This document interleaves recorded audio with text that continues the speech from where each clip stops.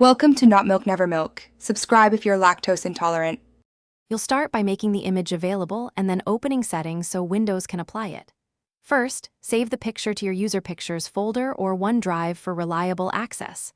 Next, press the Start button and choose Settings, then Personalization and Background.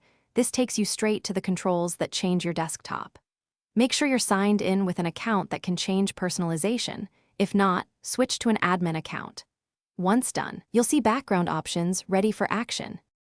You'll now pick how the wallpaper displays and why each choice matters. Choose Picture if you want a single image, Slideshow to rotate multiple images, or Solid Color for simplicity. Click Browse to locate your file, then use Choose a Fit to control cropping. Fill for no bars, Fit to show whole image, Stretch only if proportions differ.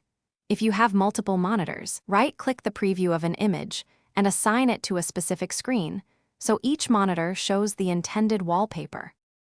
Finish by closing settings and locking your screen to verify the new background appears.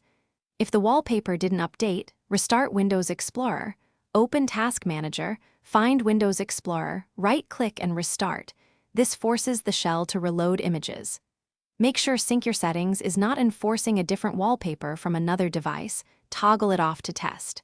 If you're on a work PC, check with IT or inspect group policy/registry, keys that block personal.